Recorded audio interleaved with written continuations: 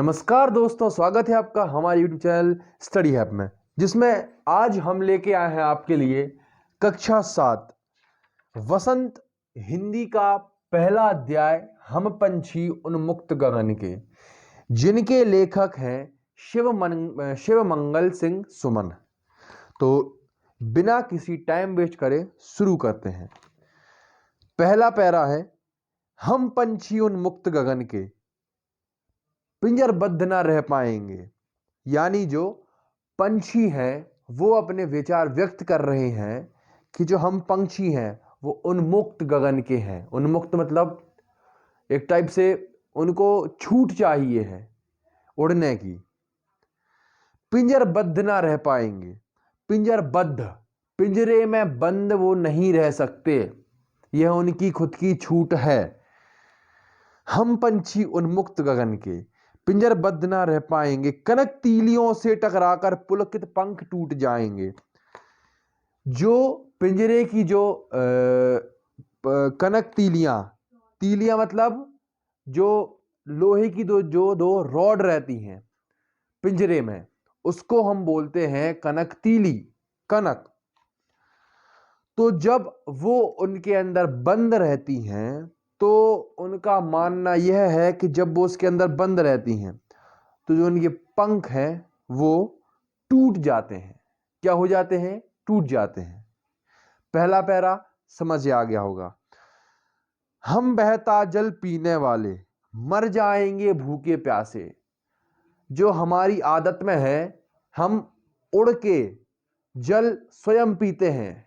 हम पिंजरे में बंद रह के जल नहीं पिएंगे, क्योंकि हम बहता जल पीने वाले मर जाएंगे भूखे प्यासे। वो अगर बाहर का जो पानी है वो नहीं पिएंगी उड़ के तो वो मर जाएंगे भूखे प्यासे पिंजरे में रह रह के। कहीं भली है कटुक ने बोरी, बाहर जाने नहीं मिलेगा उनको तो वो एक कड़वी गोली खा के चला लेंगे अपना काम। कहीं भली है कटुक ने बोरी, भली है उनके लिए, नहीं जाने दोगे तो वो कड़वी गोली खा के अपने आप का जो मन है उसको सिकोड़ के रखेंगी, उनको दुख होगा। कनक कटोरी की मैदा से, तो उनका मानना यह है चिड़ियों का कि आप हमें कड़वी गोली दे दो, बाहर नहीं जाने देना है। और जो दूसरे पैरा की आखिरी लाइन कह रही है, कनक कटोरी की मैदा से। कनक यानी सोना, कटोरी यानी जिसमें हम खाना खाते हैं, और मैदा मतलब सपाट मैदान। तो उनका कहना है कि हमें ना तो आप बाहर जाने दे रहे हो तो हम गोली खा ले रहे कड़वी, और ना हमको सोने की कटोरी में खाना खाना है और ना कुछ करना है। दूसरा पैरा भी कंप्लीट हो गया। तीसरा पैरा, स्वर्ण श्रृंखला के बंधन में अपनी गति उड़ान सब भूले। हमें इतनी जो बता रहे हैं कि स्वर्ण श्रृंखला, हमें स्वर्णों की श्रृंखलाओं में घुमा रहे हैं ये लोग। तो इनसे उनमें यह बदलाव आ गया है चिड़ियों में कि वो उड़ना भूल गए। जो प्रकृति प्रेमी पंछी है वो उड़ान भूल जाए तो प्रकृति में होने वाली गतिविधियां को तो हम क्या ही समझें फिर। बस सपनों में देख रहे हैं तरु की फुनगी पर के झूले। बस सपनों में मनमगन रह रहे हैं तरु की फुनगी पर के झूले। तरु मतलब ऊपर। तो मैं क्या कह रहा था, तरु की फुनगी पर के झूले। उनको मनगढ़ंत में यह लग रहा है, मन में यह सोच रही हैं कि जो तरु की फुनगी है, जो पेड़ के ऊपर जो टहनियां लगी रहती हैं, उनको हम फुनगी कहते हैं। तरु की फुनगी पर के झूले। वो सोच रही हैं कि अगर हम आज पंछी हैं, अगर हमको उन्मुक्त गगन में उड़ने मिलता तो आज हम झूला झूल रहे होते फुनगियों पर बैठ के। जो चिड़ियाँ लहलहाते जाती हैं ना, जो फुनगियों पर बैठती हैं, बढ़िया डालियाँ हिलती हैं ऐसे, वो प्रकृति का अलग ही आनंद आता है। ऐसे थे अरमान की उड़ते नीले नभ की सीमा पाने। उनके अरमान शुरू से लगे रहे, जब से उनको उन्मुक्त गगन से वंचित कर दिया गया, तब से उनको लगने लगा कि हमारा अब ये अरमान ही रह जाएगा। ऐसे थे अरमान की उड़ते, यह हमारे अरमान ही रह गए, नीले नभ की सीमा पाने। नीला नभ मतलब वो सुंदर सा आसमान, उधर वो उड़ती थी, बढ़िया बादलों से ऐसे चहचहाते हुए निकल जाती थी। जब शाम का समय होता था तो वहाँ से पूरे झुंड में आते थे पूरे, तो अलग नज़ारा होता था। और सुबह से जब 5 बजते थे तो वहाँ से लालिमा उठ रही है, चिड़ियों की चहचहाट सुनाई दे रही है, अलग समय था वो। तो उनका कहना मतलब ये है कि हमारी हर चीज़ हमसे छीन ली गई है। लाल किरण सी चोंच खोल, चुगते तारक अनार के दाने। वो ये समझ रही हैं कि हम जब जो हमारी चोंच है, जब हम उससे खाना खाने ऊपर उड़ते थे तो उनको लगता था वो जो तारे हैं वो उनको अनार के समान लगते थे। अनार यानी जो हम लाल अनार के दाने खाते हैं वो उनको तारे लगते थे। होती सीमाहीन क्षितिज से, उनको यह लगता था कि अब वो सीमा को पार कर जाएंगी, लेकिन उनका मन वंचित हो रहा था। होती सीमाहीन क्षितिज से, क्षितिज मतलब नभ, क्षितिज मतलब आसमान के पार वो उड़ना चाह रही थी, लेकिन वो वंचित होने लगी थी कि हम कैसे जाएं अब, क्योंकि हमारे लिए उन्मुक्त गगन में उड़ना तो एक टाइप से बाधित कर दिया गया है। इन पंखों की होड़ा होड़ी, या तो क्षितिज मिलन बन जाता या तनती सांसों की डोरी।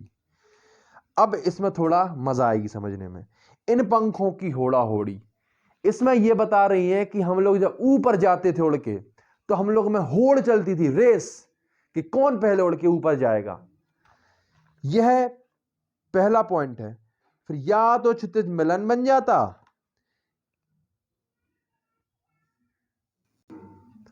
तो उन्हें लगता कि जो जो क्षितिज मतलब जो मध्य जो रहता है, मध्य और जो जमीन का जो फर्क रहता है, उनको लगता या तो हम क्षितिज पे पहुंच जाते या धरती पर रह जाते। तो ये क्षितिज और धरती का मिलाप होता है, ऐसे चिड़ियों को लगता है, उसको हम कहते हैं या तो क्षितिज मिलन बन जाता या तंती सांसों की डोरी। या तो यार या तो पार, या तो हम क्षितिज में रह जाते या तो धरती में समा जाते। सीधा कहना यह है उनका, या तंती सांसों की डोरी या हमारे सांस चले जाते, प्राण हम त्याग देते अपने। नीड़ ना दो चाहे टहनी का, रुक जाओ, छोटा बेबी को लिटा दो। तो नीड़ ना दो चाहे टहनी का, आश्रय छिन्न भिन्न कर डालो। नीड़ मतलब होता है घोंसला। तो वो कह रही हैं, उनका जो मन के विचार है वो कह रही हैं कि आप ना मुझे घोंसले में रहने दो और ना आप मुझे पेड़ की टहनी पर झूलने दो, या आप मेरे सारे जितने भी सुविधाएं, सर्व सुविधाएं सब मिटा दो उसको, लेकिन हम इस धरा पर केवल और केवल उन्मुक्त होकर आकाश में उड़ना चाहते हैं, यह हमसे अधिकार मत छीनो। तो आशा करता हूं शिव मंगल सिंह सुमन द्वारा लिखी हुई यह कविता आपको बहुत अच्छे से और बहुत आसान तरीके से समझ में आ गई होगी। तो मिलते हैं आपसे अगली वीडियो में इसी एटीट्यूड और इसी बिहेवियर के साथ। तो थैंक्स फॉर वॉचिंग। नमस्कार दोस्तों, स्वागत है आपका हमारे YouTube चैनल स्टडी हैप में, जिसमें आज हम लेके आए हैं आपके लिए कक्षा 7 वसंत हिंदी का पहला अध्याय हम पंछी उन्मुक्त गगन के, जिनके लेखक हैं शिव मंगल सिंह सुमन। तो बिना किसी टाइम वेस्ट करे शुरू करते हैं। पहला पैरा है, हम पंछी उन्मुक्त गगन के पिंजरबद्ध ना रह पाएंगे। यानी जो पंछी हैं वो अपने विचार व्यक्त कर रहे हैं कि जो हम पंछी हैं वो उन्मुक्त गगन के हैं। उन्मुक्त मतलब एक टाइप से उनको छूट चाहिए है उड़ने की। पिंजरबद्ध ना रह पाएंगे। पिंजरबद्ध पिंजरे में बंद वो नहीं रह सकते, यह उनकी खुद की छूट है। हम पंछी उन्मुक्त गगन के पिंजरबद्ध ना रह पाएंगे, कनक तीलियों से टकराकर पुलकित पंख टूट जाएंगे। जो पिंजरे की जो कनक तीलियां, तीलियां मतलब जो लोहे की दो रॉड रहती हैं पिंजरे में, उसको हम बोलते हैं कनक तीली, कनक। तो जब वो उनके अंदर बंद रहती हैं तो उनका मानना यह है कि जब वो उसके अंदर बंद रहती हैं तो जो उनके पंख हैं वो टूट जाते हैं। क्या हो जाते हैं? टूट जाते हैं। पहला पैरा समझ आ गया होगा। हम बहता जल पीने वाले मर जाएंगे भूखे प्यासे। जो हमारी आदत में है, हम उड़ के जल स्वयं पीते हैं। हम पिंजरे में बंद रह के जल नहीं पिएंगे, क्योंकि हम बहता जल पीने वाले मर जाएंगे भूखे प्यासे। वो अगर बाहर का जो पानी है वो नहीं पिएंगी उड़ के तो वो मर जाएंगे भूखे प्यासे पिंजरे में रह रह के। कहीं भली है कटुक ने बोरी, बाहर जाने नहीं मिलेगा उनको तो वो एक कड़वी गोली खा के चला लेंगे अपना काम। कहीं भली है कटुक ने बोरी, भली है उनके लिए, नहीं जाने दोगे तो वो कड़वी गोली खा के अपने आप का जो मन है उसको सिकोड़ के रखेंगी, उनको दुख होगा। कनक कटोरी की मैदा से, तो उनका मानना यह है चिड़ियों का कि आप हमें कड़वी गोली दे दो, बाहर नहीं जाने देना है। और जो दूसरे पैरा की आखिरी लाइन कह रही है, कनक कटोरी की मैदा से। कनक यानी सोना, कटोरी यानी जिसमें हम खाना खाते हैं, और मैदा मतलब सपाट मैदान। तो उनका कहना है कि हमें ना तो आप बाहर जाने दे रहे हो तो हम गोली खा ले रहे कड़वी, और ना हमको सोने की कटोरी में खाना खाना है और ना कुछ करना है। दूसरा पैरा भी कंप्लीट हो गया। तीसरा पैरा, स्वर्ण श्रृंखला के बंधन में अपनी गति उड़ान सब भूले। हमें इतनी जो बता रहे हैं कि स्वर्ण श्रृंखला, हमें स्वर्णों की श्रृंखलाओं में घुमा रहे हैं ये लोग, तो इनसे उनमें यह बदलाव आ गया है चिड़ियों में कि वो उड़ना भूल गए। जो प्रकृति प्रेमी पंछी है वो उड़ान भूल जाए तो प्रकृति में होने वाली गतिविधियां को तो हम क्या ही समझें फिर। बस सपनों में देख रहे हैं तरु की फुनगी पर के झूले। बस सपनों में मन मगन रह रहे हैं तरु की फुनगी पर के झूले। तरु मतलब ऊपर। तो मैं क्या कह रहा था, तरु की फुनगी पर के झूले। उनको मनगढ़ंत में यह लग रहा है, मन में यह सोच रही हैं कि जो तरु की फुनगी है, जो पेड़ के ऊपर जो टहनियां लगी रहती हैं, उनको हम फुनगी कहते हैं। तरु की फुनगी पर के झूले। वो सोच रही हैं कि अगर हम आज पंछी हैं, अगर हमको उन्मुक्त गगन में उड़ने मिलता तो आज हम झूला झूल रहे होते फुनगियों पर बैठ के। जो चिड़ियां लहलहाते जाती हैं ना, जो फुनगियों पर बैठती हैं, बढ़िया डालियां हिलती हैं ऐसे, वो प्रकृति का अलग ही आनंद आता है। ऐसे थे अरमान की उड़ते नीले नभ की सीमा पाने। उनके अरमान शुरू से लगे रहे, जब से उनको उन्मुक्त गगन से वंचित कर दिया गया तब से उनको लगने लगा कि हमारा अब ये अरमान ही रह जाएगा। ऐसे थे अरमान की उड़ते, यह हमारे अरमान ही रह गए। नीले नभ की सीमा पाने। नीला नभ मतलब वो सुंदर सा आसमान, उधर वो उड़ती थी, बढ़िया बादलों से ऐसे चहचहाते हुए निकल जाती थी। जब शाम का समय होता था तो वहाँ से पूरे झुंड में आते थे पूरे, तो अलग नज़ारा होता था। और सुबह से जब 5 बजते थे तो वहाँ से लालिमा उठ रही है, चिड़ियों की चहचहाट सुनाई दे रही है, अलग समय था वो। तो उनका कहना मतलब ये है कि हमारी हर चीज़ हमसे छीन ली गई है। लाल किरण सी चोंच खोल चुगते तारक अनार के दाने। वो ये समझ रही हैं कि हम जब जो हमारी चोंच है, जब हम उससे खाना खाने ऊपर उड़ते थे तो उनको लगता था वो जो तारे हैं वो उनको अनार के समान लगते थे। अनार यानी जो हम लाल अनार के दाने खाते हैं वो उनको तारे लगते थे। होती सीमाहीन क्षितिज से, उनको यह लगता था कि अब वो सीमा को पार कर जाएंगी, लेकिन उनका मन वंचित हो रहा था।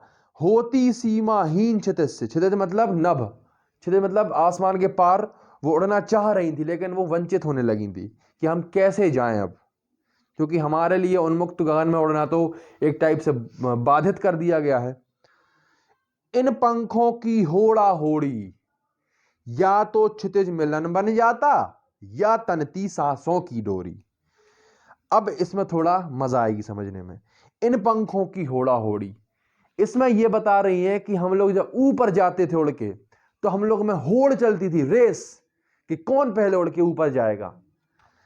यह पहला पॉइंट है। फिर या तो क्षितिज मिलन बन जाता,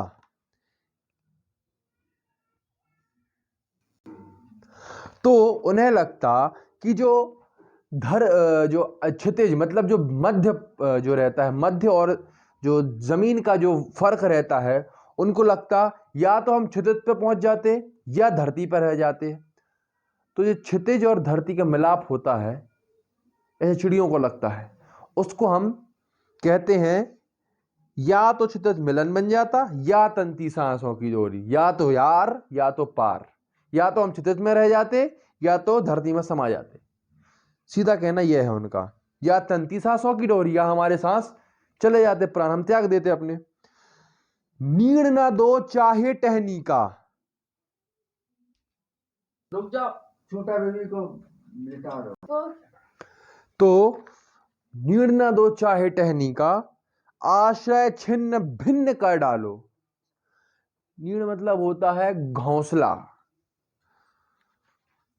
तो वो कह रही हैं, उनका जो मन के विचार है वो कह रही हैं कि आप ना मुझे घोंसले में रहने दो और ना आप मुझे पेड़ की टहनी पर झूलने दो, या आप मेरे सारे जितने भी सुविधाएं, सर्व सुविधाएं सब मिटा दो उसको, लेकिन हम इस धरा पर केवल और केवल उन्मुक्त होकर आकाश में उड़ना चाहते हैं।